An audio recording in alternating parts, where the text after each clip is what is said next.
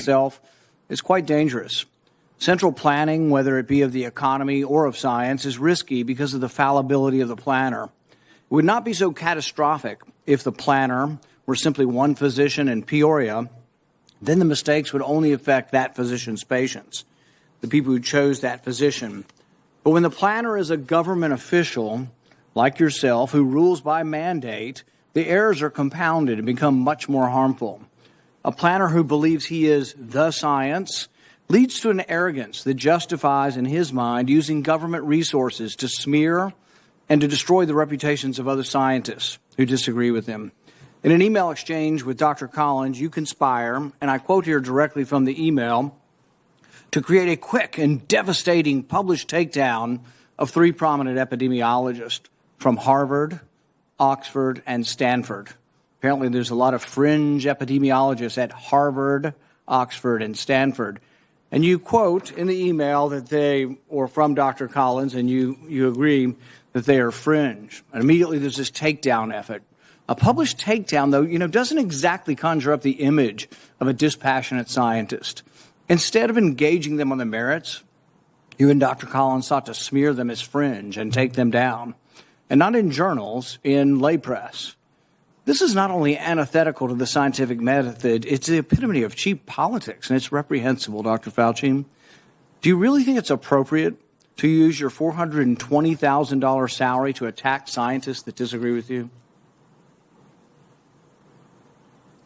The email you're referring to was an email of Dr. Collins to me. If you look at the email that you responded to and hurried up and said, I can do it. We got something in Wired magazine. No. I think in usual fashion, Senator, you are distorting everything about me. Did you ever object to Dr. Collins' characterization of them as fringe? Did you write back to Dr. Collins and say, no, they're not fringe, they're esteemed scientists, and it would be beneath me I did not do that? You responded to him that you would do it. And you immediately got an article in Wired and you sent it back to him and said, hey, look, I've got him. I nailed him in Wired of all scientific publications. That's not what went on. There you go again. You just do the same thing every hearing. That was your response. And this wasn't the only time.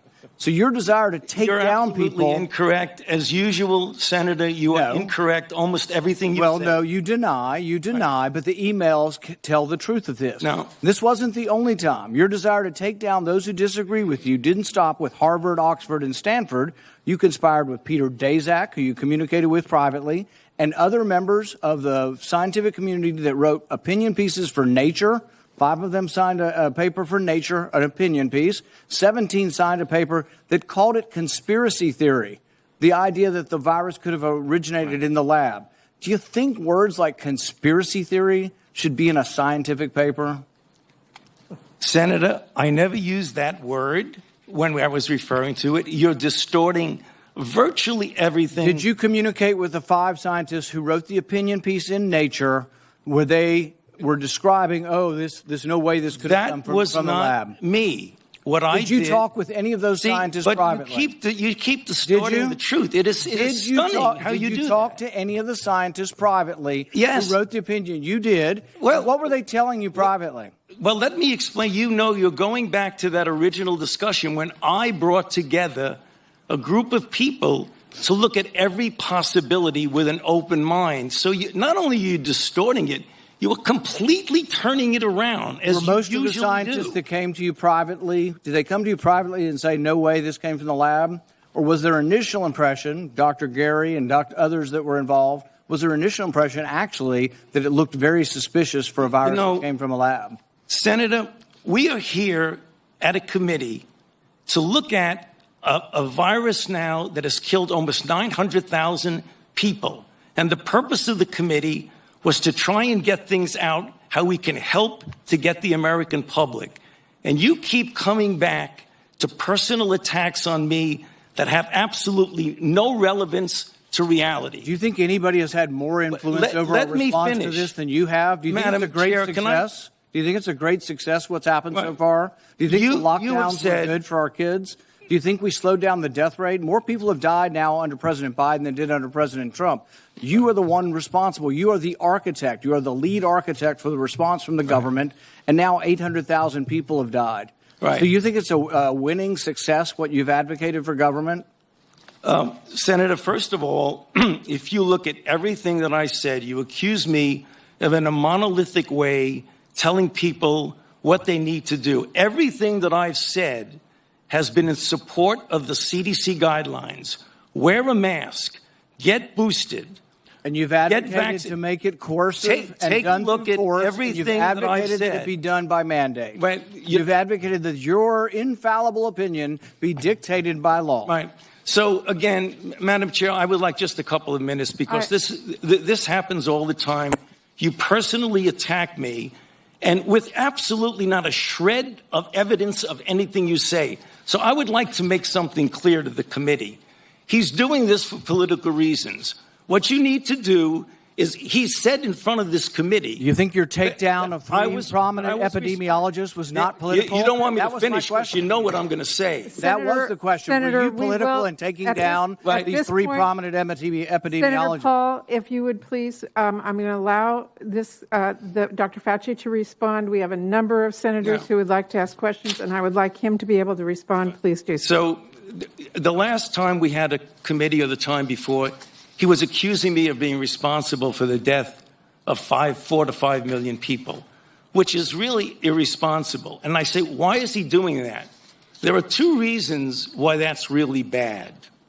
The first is it distracts from what we're all trying to do here today, is get our arms around the epidemic and the pandemic that we're dealing with, not something imaginary. Number two, what happens when he gets out and accuses me of things that are completely untrue is that all of a sudden that kindles the crazies out there, and I have threats upon my life, harassment of my family and my children with obscene phone calls because people are lying about me.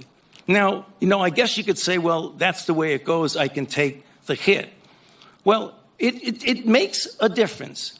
Because as some of you may know, just about 3 or 4 weeks ago, on December 21st, a person was arrested who was on their way from Sacramento to Washington, D.C., at a speed stop in Iowa.